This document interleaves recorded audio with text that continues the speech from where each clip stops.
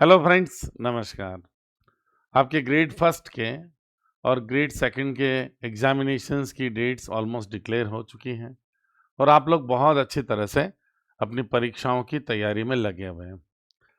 इसी कड़ी में मैं आपके लिए कुछ यूजफुल एग्जाम ओरिएंटेड क्वेश्चंस लेकर आ रहा हूं लगातार।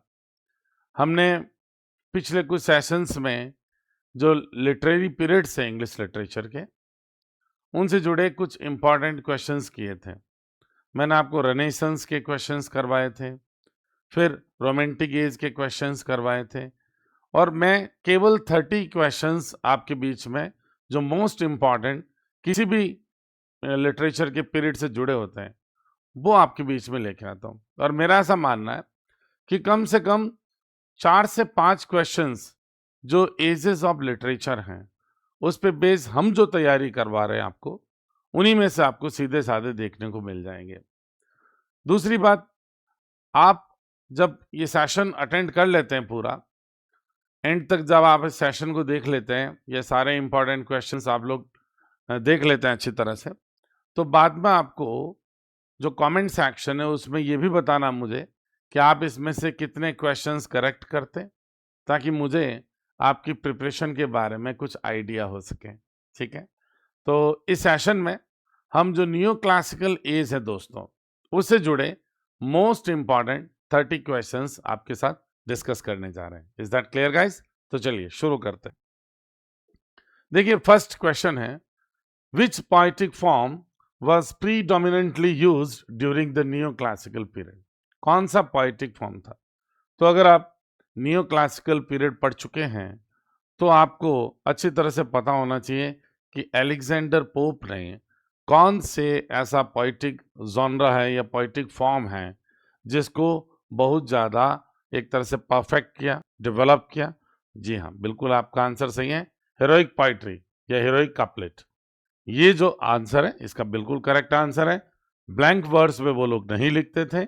फ्री वर्ड्स तो एक तरह से मॉडर्न लिटरेचर की खासियत है। ठीक है? सोनेट है, बिल्कुल नहीं। सोनेट में आप जानते हो कि जो एलिजाबेथन एज है, उसमें सोनेट का ज़्यादा बोलबाला था। तो ये करेक्ट आंसर इसमें हीरोइक कपलेट ही होगा। फिर the comedy of manners became popular during which period? कौन से काल के दौरान जो कॉमेडी ऑफ मैनर्स हैं, अब आप देखो कॉमेडी ऑफ मैनर्स नाम आते ही आपको विलियम कॉनग्रीव हैं या विलियम विचर्ले हैं या जॉर्ज इथरिज हैं, ऐसे नाम आपको तुरंत याद आने चाहिए। इन लोगों ने कॉमेडी ऑफ मैनर्स को डेवलप किया। तो ये जो मुख्य फीचर था आपको पता है, रेस्टोरेशन एज का था। ठीक है ना? रेस्टोरेशन एज में कॉमेडी ऑफ मैनर्स डेवलप की गई थी। विलियम बिचरली हैं या विलियम कॉनग्रीव हैं, सर जॉर्ज इथरिज हैं, ऐसे नाम आपको हमेशा याद रखने। इन्होंने डेवलप किया था कॉमेडी ऑफ मैनर्स को, और ये रेस्टोरेशन काल का मुख्य फीचर था लिटरेचर का। ओके, आगे बढ़ते हैं। Who is considered the dominant figure in the restoration age in poetry and criticism? Poetry और क्रिटिसिज्म में जो न्यू क्लासिकल एज में भी विशेष रूप से रेस्टोरेशन एज को अपन जाहिर सी बात है द एज ऑफ ड्राइडन पुकारते हैं, और ड्राइडन को ही अपन द फादर ऑफ क्रिटिसिज्म पुकारते हैं। तो यहाँ पे करेक्ट आंसर क्या होगा? बिल्कुल आप सही कह रहे हो, जॉन ड्राइडन होगा। ओके, अलेक्जेंडर पोप भी अच्छे खासे सटायरिस्ट रहे हैं, क्रिटिक भी रहे हैं। जोनाथन स्विफ्ट आप जानते हो सबसे बड़े सटायरिस्ट के रूप में जानते हैं। सैमुअल जॉनसन भी अच्छे खासे क्रिटिक रहे हैं, लेकिन वो रेस्टोरेशन एज से बिलोंग नहीं करते। इसमें करेक्ट आंसर जॉन ड्राइडन ही होगा। Okay, John Dryden's Mac Flecknoe is an example of, किस चीज का एग्जाम्पल है भाई? मैक फ्लैकनाउ सटायर है, तो मॉक एपिक सटायर का एग्जाम्पल है। पैस्टोरल पोएट्री उस दौर में होती नहीं थी, ये तो फीचर है किसका? रोमांटिक एज का। रिलीजियस एलेगरी है नहीं, और रोमांटिक नॉवल है नहीं। रोमांटिसिज्म तो आया ही नहीं था ना, नियो क्लासिसिज्म के बाद की बात है ना वो तो correct answer mock epic satire होगा। नेक्स्ट देखिए, who rot Gulliver's travels, a famous satire on human nature? Human nature पे बहुत बड़ा सटायर है। गुलिवर्स ट्रैवल्स, याद आ गया? बिल्कुल, जोनाथन स्विफ्ट करेक्ट आंसर होगा। ये डैनियल डिफोय जो थे, ये तो क्या थे? नॉवेलिस्ट थे। अलेक्जेंडर पोप पोइट थे। हेनरी फील्डिंग इसमें है नहीं, ये भी नॉवेलिस्ट हैं। तो करेक्ट आंसर भी हो गया जोनाथन स्विफ्ट। नेक्स्ट क्वेश्चन देखिए, the well known quotes to err is human, to forgive divine, and a little learning is a dangerous thing। ये किसके द्वारा दिए गए? बहुत इंपॉर्टेंट क्वेश्चन है। तो देखिए, अलेक्जेंडर पोप हैं, जोनाथन स्विफ्ट हैं, जॉन ड्राइडन है, सैमुअल जॉनसन है। तो बताओ किसमें होगा? जल्दी बताओ, अरे बताना पड़ेगा। करेक्ट आंसर क्या होगा? Alexander pope. इन्होंने एन ऐसे ऑन क्रिटिसिज्म लिखा था। क्या लिखा था? एन ऐसे ऑन क्रिटिसिज्म, एन ऐसे ऑन क्रिटिसिज्म। कब लिखा था? याद रखना, 1711 में। उसमें ये सारे जो फेमस या वेल नोन कोट्स हैं वो अपने सामने आते हैं। तो दोनों कोट्स अलेक्जेंडर पोप ने दिए थे, याद रखना। बहुत बड़े एक तरह से स्कॉलरली व्यक्ति थे और ये अपने पॉपुलर कोट्स के लिए जाने जाते हैं। तो एन ऐसे ऑन क्रिटिसिज्म 1711, इसमें इन्होंने लिखा था। ये बेसिकली एक पोएम है, ध्यान रखना। ऐसे का मतलब ये नहीं है कि आपको इसमें ऐसे ही मिलेंगे या ऐसे हैं। ये बेसिकली एक सटायरिकल पोएम है, ठीक है। ये क्रिटिकल वर्क है, सटायरिकल भी नहीं कह सकते, बेसिकली ये क्रिटिकल वर्क है। तो एन ऐसे ऑन क्रिटिसिज्म ये पोएम है, 1711 में अलेक्जेंडर पोप ने लिखी थी और उन्हीं के ये इंपॉर्टेंट कोट्स हैं। एक और कोट देखिए, fools rush in where angels fear to dread. ठीक है, ये भी एक इंपॉर्टेंट कोट है। ये फेमस लाइन किसकी है? अगेन ये भी अलेक्जेंडर पोप की है। और ध्यान रखिएगा, ये भी जो सेम बुक एन ऐसे on criticism,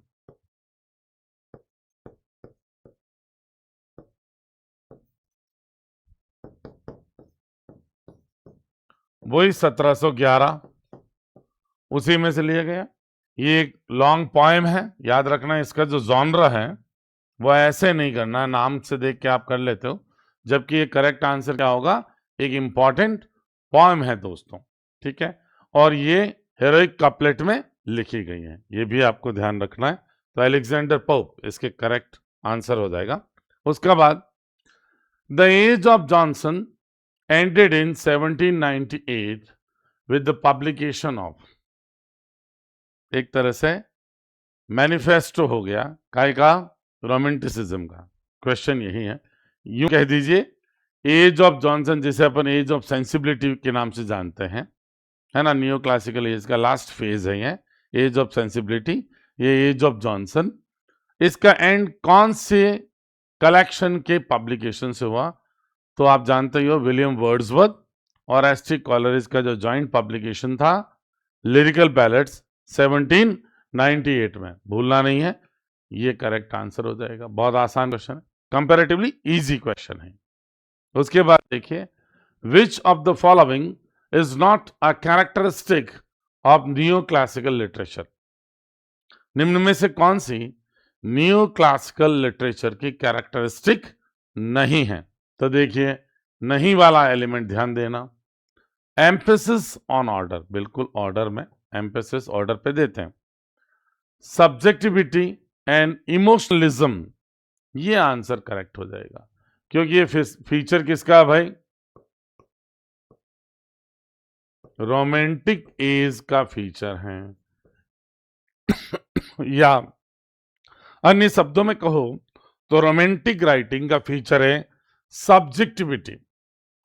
new classical writing में आपको ऑब्जेक्टिविटी झलकती है।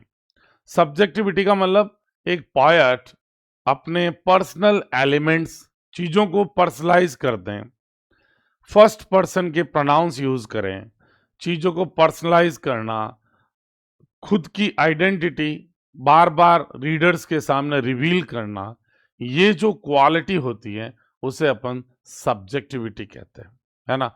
और ऑब्जेक्टिविटी में जो एक राइटर अपने पर्सनल जो लाइफ से जुड़े एलिमेंट्स हैं उनको राइटिंग से दूर रखें, that is called objectivity in writing. और इमोशनलिज्म आप जानते ही हैं, है ना। ये क्या, इमेजिनेशन, इमोशनलिज्म, है ना। ये सारा इंडिविजुअलिज्म, ये सारा रोमांटिक राइटिंग का मुख्य फीचर होता है। तो बाकी देखो, विट एंड सटायर आपको खूब मिलेगा नियो क्लासिकल राइटिंग में। कंट्रोल डिस्क्रिप्शन मिलता है नेचर का, ये बात सही है। ऐसे फ्री फ्लो, इमेजिनेशन या इमोशनलिज्म वाला नेचर अपन को नियो क्लासिकल राइटिंग में देखने को नहीं मिलता, ये हमें रोमांटिक राइटिंग में देखने को मिलता है। ओके, अगला देखिए, the act of licensing, the act of licensing 1737 की बात है, was a turning point for which literary genre. तो ये देखिए, ड्रामा पे सेंसरशिप करने के लिए किया गया था। और आपको अच्छी तरह से पता होगा कि ये प्राइम मिनिस्टर रॉबर्ट वॉलपोन जो थे, उन्होंने जो गवर्नमेंट को जिस तरह से ड्रामेटिस्ट्स क्रिटिसाइज कर रहे थे अपने प्लेज में, अपने ड्रामाज पे, तो उन पे थोड़ा सा शिकंजा कसने के पर्पस से ये द एक्ट ऑफ लाइसेंसिंग लाया गया था। ये अगेन याद रखिएगा 1737 में लाया गया था, बहुत इंपॉर्टेंट है। और इसके वॉलपोन जो प्राइम मिनिस्टर थे उस समय इंग्लैंड के, वो ये इंट्रोड्यूस किया था उन्होंने। ओके, क्लियर, आगे बढ़ते हैं। नेक्स्ट देखिए, who wrote the decline and fall of the Roman Empire. Roman Empire का डिक्लाइन एंड फॉल किसने लिखा? सीधा सीधा फैक्चुअल क्वेश्चन है, राइटर के ऊपर बेस। तो अच्छी तरह से आपको याद होगा, एडवर्ड गिब्बन, एडवर्ड गिब्बन ने ये लिखा था, the decline and fall of the Roman Empire. ये बहुत इंपॉर्टेंट है और आपको याद रखना है, बहुत ज्यादा फैक्चुअल क्वेश्चन है, सीधा सीधा ये रचना किसकी है। अब ये चीजें हमें याद रखनी ही होती हैं, ठीक है। नेक्स्ट देखिए, which of these is a prominent feature of neoclassical heroic काप्लेट।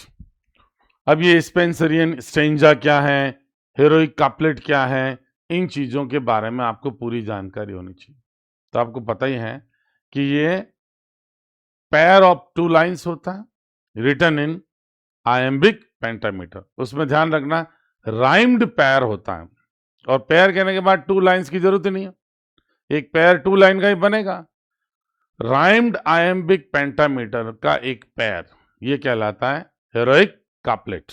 और इसकी मास्टरी, सॉरी, किसकी इस पे मास्टरी थी? एलेक्जेंडर पोप ने ही इस विधा को एक तरह से परफेक्ट किया था, या इसमें परफेक्शन लाए थे वो एलेक्जेंडर पोप, विशेष रूप से ये नाम जुड़ा। तो इसमें आयम्बिक ट्राईमीटर तो हो ही नहीं सकता, 3 लाइन वाला मामला ही गलत है। Rhymed pairs of iambic pentameter lines, ये करेक्ट आंसर है। अनराइम्ड नहीं होगा, ऐसे कंफ्यूजन हो जाता है। और इरेगुलर नहीं होगा, क्योंकि 2 लाइन ही है, तो सेम राइम स्कीम, राइम एक तरह से रेगुलर ही रहेगी, तो ए बी बी सी सी इस तरह से चलेगा। ओके, तो ये बी करेक्ट आंसर। नेक्स्ट देखिए, what are the 3 unities discussed by John Dryden. ये क्वेश्चन बहुत इंपॉर्टेंट है, तुरंत सोच के बताइए। फर्स्ट ऑप्शन कह रहा है unity of time, unity of speech and unity of action.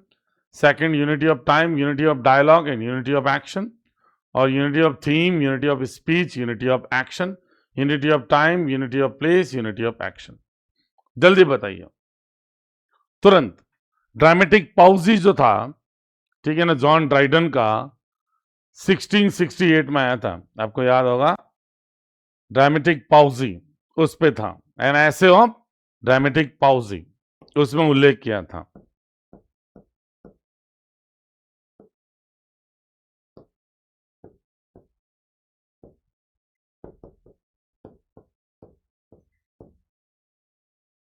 इस पे किया था।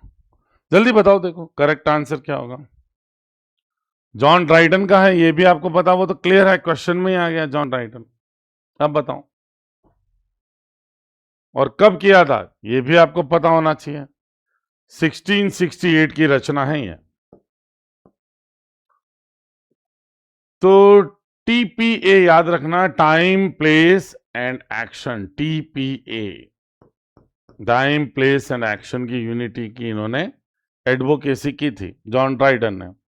एन ऐसे ऑन ड्रामेटिक पॉजी में 1668 की रचना है। ओके, नेक्स्ट देखिए, which of the following was not a feature of the new classical literature. निम्न में से कौन सा न्यू क्लासिकल लिटरेचर का फीचर नहीं है। The primacy of rational thoughts over emotion, बिल्कुल है। इमोशंस के ऊपर रेशनल थॉट्स को प्राइमेसी देते थे, प्राथमिकता देते थे, बात सही है। तो नॉट वाला पूछा है ना, free verse was preferred in poetry, गलत बात हो गया। फ्री वर्स आ गई बात सीधा ही मॉडर्न लिटरेचर के ऊपर। लिटरेचर वॉज मीन्ड, एक्चुअली इसका मीनिंग है मैंट, इसका pronunciation sorry not meaning. Literature was meant to teach not just entertain, ये बात सही है। डाइडेक्टिक नेचर का था, है ना, इंस्ट्रक्टिव नेचर का था, अनुदेशनात्मक प्रवृत्ति, उपदेश देने वाला, ज्ञान देने वाला, वो वाला था, लोगों को शिक्षा देने वाला शिक्षाप्रद था। Sharp intellectual humour rather than emotional expression, बिल्कुल सही बात है। शार्प और इंटेलेक्चुअल ह्यूमर होता था इमोशनल एक्सप्रेशंस की बजाय। इमोशनल एक्सप्रेशंस आप जानते हैं रोमांटिक राइटिंग का फीचर था। तो करेक्ट आंसर इसमें बी ही होगा।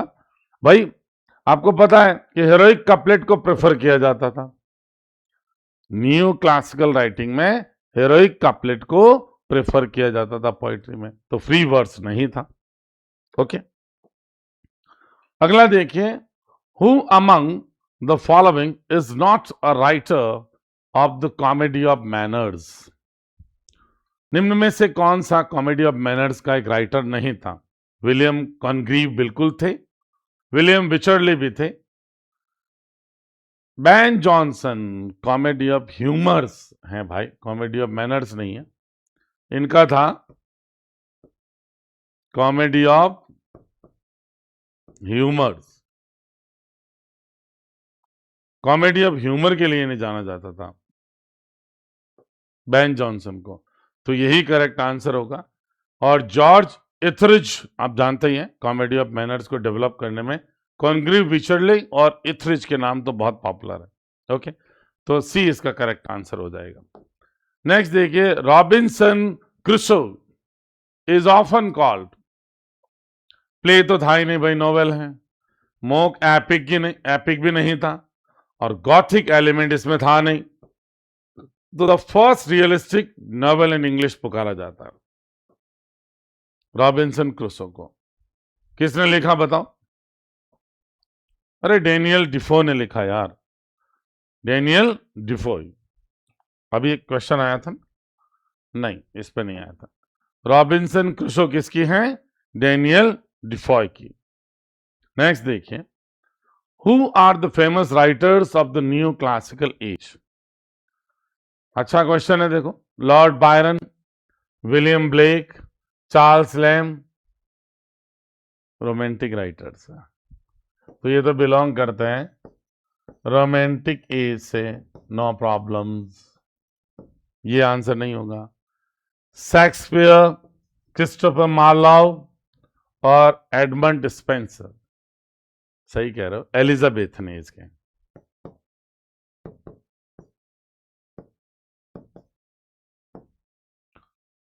डेनियल डिफॉय अभी हमने पढ़ाई था, रॉबिन्सन क्रूसो के बारे में। जॉनथन स्विफ्ट बिल्कुल सटायरिस्ट पढ़ रहे हैं न्यू क्लासिकल। सैमुअल जॉनसन जिन्होंने पहला कॉम्प्रिहेंसिव डिक्शनरी बनाई थी, तो ये करेक्ट आंसर यही हो गया, ये बिल्कुल न्यू क्लासिकल एज से बिलोंग करते हैं। William Cowper, Robert Burns, James Thomson, ये ट्रांजिशनल पॉइंट थे, या कह दो प्री रिक्टो रोमांटिक पॉइंट्स थे।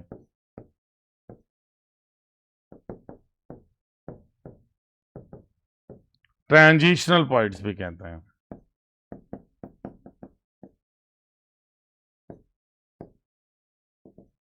ठीक है, तो इसमें सी करेक्ट आंसर हो जाएगा। नेक्स्ट देखिए, which of the following statements is not true, not true पूछा, इसका मतलब 3 अपने ट्रू हैं। About the new classical period, it was a literary counterpart to the enlightenment, prioritizing intellect, logic, common sense over raw emotion और individual sentiment. बिल्कुल ये correct है, क्योंकि रॉ इमोशन, इंडिविजुअल सेंटिमेंट्स ये सब फीलिंग थी किसमें, ये सारे एक्सप्रेशंस हमें मिलते हैं रोमांटिक राइटिंग में। तो इन्होंने प्रायोरिटाइज किया इंटेलेक्ट को, लॉजिक को और कॉमन सेंस को, तो ये बात बिल्कुल सही स्टेटमेंट है। नॉट वाला हमें पता करना। Literature was frequently used to educate, criticize social failings, and enforce morality, often valuing polished style and wit. ये भी बात सही है। एजुकेट करने के पर्पस से था, सोशल फेलिंग्स को सटायर के थ्रू क्रिटिसाइज किया जाता था, मॉरलिटी इन्फोर्स की जाती थी और पॉलिश्ड स्टाइल थी और विट था। एब्सोल्युटली करेक्ट है। This era saw the emergence of the English novel with writers like Daniel Defoe and Samuel Richardson. बिल्कुल बात सही है।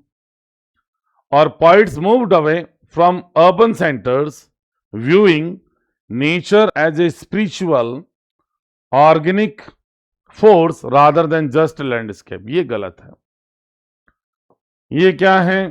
अर्बन सेंटर्ड लिटरेचर था, तो ये कह रहा मूव अवे हो गए अर्बन सेंटर से, गलत बात है। नेचर को स्पिरिचुअल वे में नहीं देखते थे, कंट्रोल्ड वे में देखते थे, और ऑर्गेनिक फोर्स के रूप में नहीं देखते थे। ऑर्गेनिक फोर्स के रूप में देखते थे कौन? Romantic writers. तो ये बात रोमांटिसिज्म के बारे में है। ये फीचर किसका था? रोमांटिसिज्म का ये फीचर था, इसलिए ये डी न्यू क्लासिकल राइटिंग का फीचर नहीं है। ओके, नेक्स्ट देखिए, which of the following statements is true, अब ट्रू पूछा, देखो इसका मतलब 3 रॉन्ग है, about the new classical poets. ठीक है, writers model their work after figures like Homer, Virgil, Horace, valuing tradition, ये बात सही है बिल्कुल। Satire, essays, parody and long poems in heroic couplets were popular, ये भी बात सही है। It was a period of strong fascination with mystery, magic and medievalism. ये बात गलत है, नॉट ट्रू कर लो यहाँ पे। यहाँ थोड़ा सा क्वेश्चन में मुझे लगता है गड़बड़ हो गया है, इसको आपको क्या करना है, नॉट ट्रू कीजिए, क्योंकि एक से ज्यादा तो ट्रू यही हो गए, नॉट ट्रू कर लीजिएगा। तो ये सी वाला तो 100% ट्रू नहीं है। और historical romances became popular through sir Walter Scott, बिल्कुल इन्होंने विचरले नॉवेल्स लिखे, तो हिस्टोरिकल नॉवेल्स को इन्होंने पॉपुलर किया, ये भी बात सही है। तो इसमें नॉट ट्रू करना है, ये सी वाला है, ये नॉट ट्रू है ना, बाकी एक से ज्यादा ट्रू है। ओके, थोड़ा सा यहाँ पे नॉट इंक्लूड नहीं हुआ, होना चाहिए था, बेसिकली टेक्निकल एरर कह सकते हैं। उसके बाद which of the following is not a work of the new classical period, तो देखो एन एसे ऑन क्रिटिसिज्म तो है ही है, अभी बात की ही थी हमने जॉन ड्राइडन की। द डंसिएट भी है, रॉबिन्सन क्रूसो भी नॉवेल है ही है। प्रोमेथियस अनबाउंड ये शैली का है भाई, पीबी शैली का है, और शैली की स्पेलिंग सही कर लेते हैं। अरे यार पूरा कहां जा रहा भाई,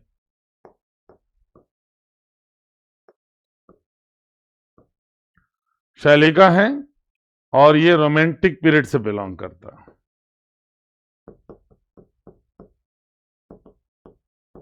तो ये करेक्ट आंसर आपके यही होगा, प्रोमेथियस अनबाउंड, शैली की रचना।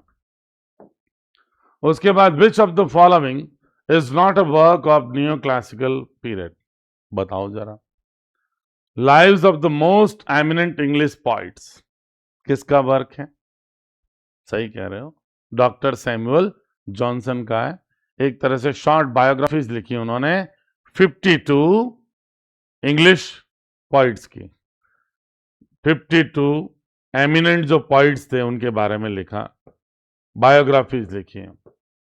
अब बताओ कब पब्लिश हुआ था, जल्दी बताओ जरा सोच के, याद करो, आपको याद आता है क्या वर्ष?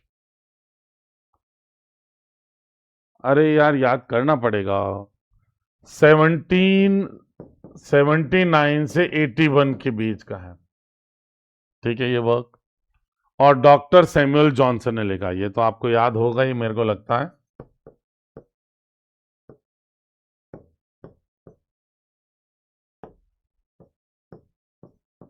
Okay. The rape of the lock, Jonathan Swift.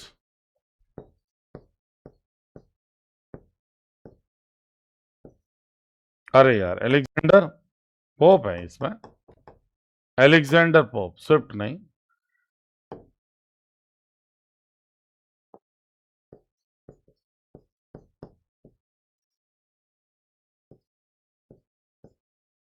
Alexander pope, okay. और अ मॉडेस्ट प्रपोजल बताओ किसका है, तुरंत बताओ। अ मॉडेस्ट प्रपोजल, आंसर पे बाद में बात करेंगे। अ मॉडेस्ट प्रपोजल पहले तो ये बताओ किसका है, तुरंत बताओ।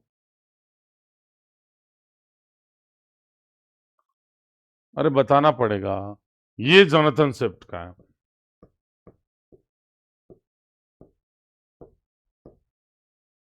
क्या स्टोरी बताओ, याद आता है? मॉडेस्ट प्रपोजल की क्या स्टोरी बताई गई, किसके ऊपर है? आयरिश फैमिलीज, जो पुअर आयरिश लोग होते हैं, वो किस तरह से अपने बच्चों को फूड के रूप में, जो ब्रिटिश जेंटलमैन और ये जो रिच लेडीज होते हैं उनको बेच देते हैं फूड के रूप में, ये बात इसमें बताई गई है। अ मॉडेस्ट प्रपोजल। और बायोग्राफिया लिटरेरिया, ये एस.टी. कॉलरिज की है भाई। ये किसकी है?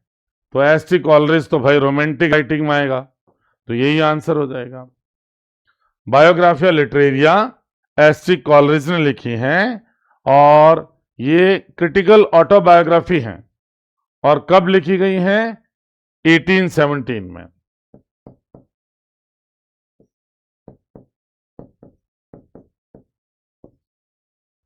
ये क्रिटिकल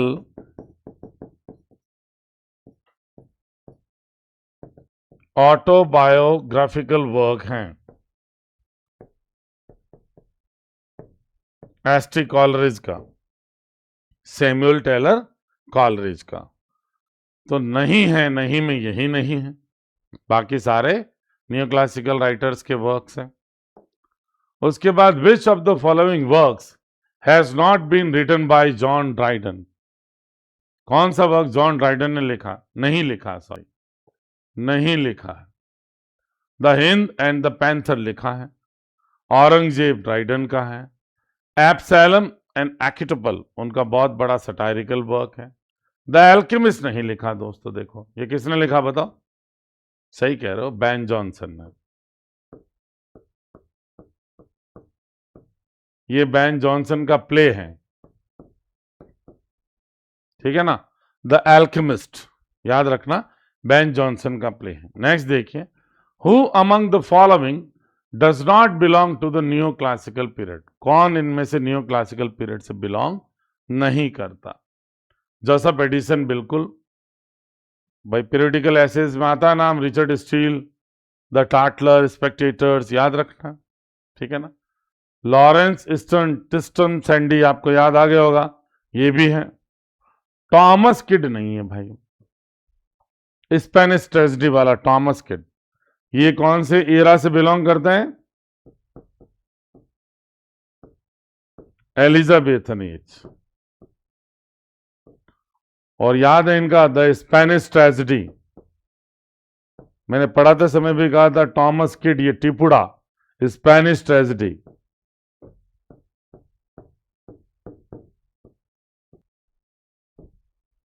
वाला टिपुड़ा है, याद रखना है। ये रिवेंज ट्रेजेडी का उदाहरण पूछते हैं अक्सर, ये एग्जाम्पल है।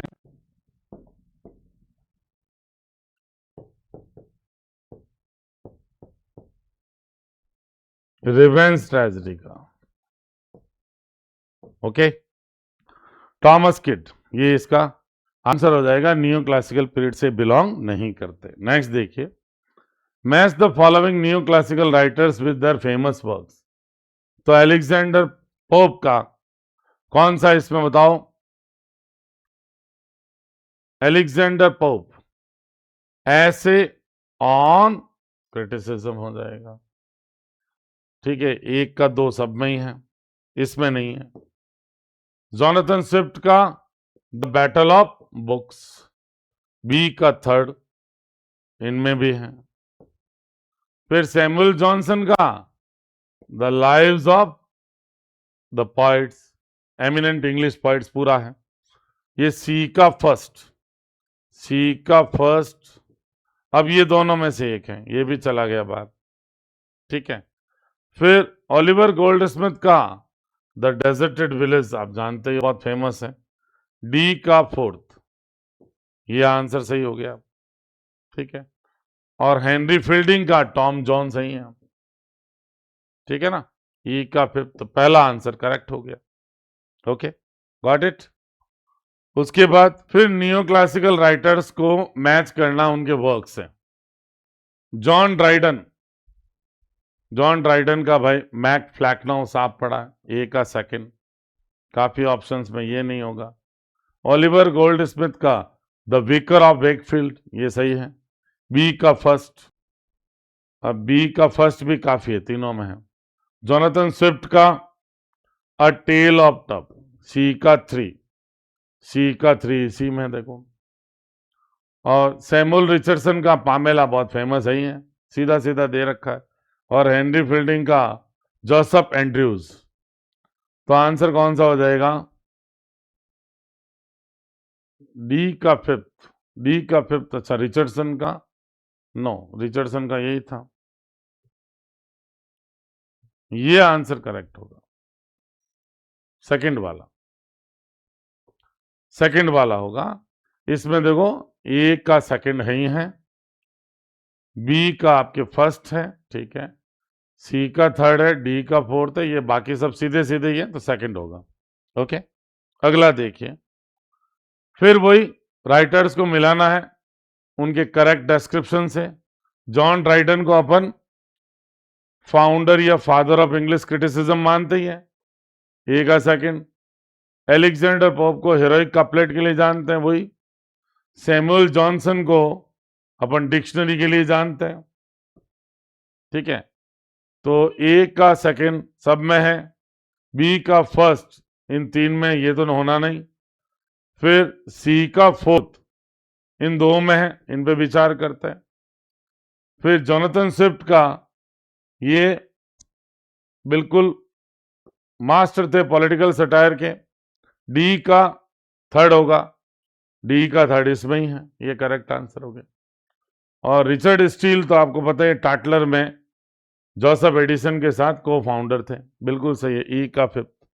तो आंसर कौन सा होगा? सेकंड होगा। ये नहीं रहा, ये भी नहीं रहा। ओके, अगला देखिए, Tom Jones was written by. तो मैंने पढ़ाते समय आपको याद करवाया था कि हेनरी फील्डिंग ने फील्डिंग लगा दिया था, किसको? टॉम जॉन्स को फील्डिंग पे लगा दिया था। किसको फील्डिंग पे लगाया था? टॉम जॉन्स को हेनरी फील्डिंग ने। इस तरह से मैंने आपको याद कराया था, तो हेनरी फील्डिंग ने लिखा है। ठीक है, अब देखो, जॉन्टी रोड्स माना हुआ फील्डर था, उसको नहीं लगाया हेनरी फील्डिंग ने, टॉम जॉन्स को लगाया। जॉन्टी रोड्स की जगह किसको फील्डिंग पे लगाया? टॉम जॉन्स को, हेनरी फील्डिंग ने। ओके, नेक्स्ट देखिए, सेकंड लास्ट है, which writer is regarded as a pioneer of English novel. तो भाई रॉबिन्सन क्रूसो के लिए जाने जाते हैं डैनियल डिफॉय। जॉन मिल्टन हो गए नहीं, बेचारे नोवेल रहे ही नहीं, मिल्टन पॉइट रहे। जॉन ड्राइडन भी होंगे नहीं, नोवेल नहीं लिखा। और टॉमस ग्रे ट्रांजिशनल पॉइट है। Elegy written in a country churchyard के लिए जाने जाते हैं, ग्रेवयार्ड पोइट्री में इनको लेते हैं, टॉमस ग्रे को। एक करेक्ट आंसर है। उसके बाद लास्ट क्वेश्चन है, देखिए, which genre flourished during the new classical age. New classical age के दौरान कौन सा जो जॉनर है राइटिंग का, लिटरेचर का, वो फ्लॉरिश हुआ, फला फूला। लिरिक पोइट्री नहीं, ये रोमांटिसिज्म का फीचर है। सटायर बिल्कुल बहुत फलीभूत हुआ। गॉथिक हॉरर नहीं, ये भी रोमांटिसिज्म का है। और पेस्टोरल एलिजी, ये भी क्या है, एक तरह का रोमांटिसिज्म का फीचर है। तो करेक्ट आंसर इसमें बी हो गया। तो ये हमने important 30 questions based on the new classical as discuss किए हैं। आई होप आपको मजा आया होगा। आप इनमें से कितने क्वेश्चंस ऑलरेडी करेक्ट करते हैं, ये कमेंट बॉक्स में जरूर कमेंट करके बताइएगा। साथ साथ में क्वेश्चंस की क्वालिटी आपको कैसी लगी, ये भी आपको जरूर बताना। और अगर आपने अभी, अच्छा, इसकी आपको फाइल चाहिए तो हमारे टेलीग्राम जो चैनल है एकेडमिक इंग्लिश जोन का, वहाँ पे हम लोग इसको अपलोड कर देंगे, तो आप वहाँ से इसको एक्वायर कर सकते हैं। और अगर अभी तक आपने हमारे चैनल को सब्सक्राइब नहीं किया है और फ्रेंड्स को रेकमेंड नहीं किया है, तो प्लीज़ मेरी आपसे दिली गुजारिश है कि एक बार चैनल को लोगों तक पहुंचाएं, सब्सक्रिप्शंस बढ़ाएं, ताकि हम रेगुलर बेसिस पे आपके बीच में आ सके। Is that clear guys? Thank you so much.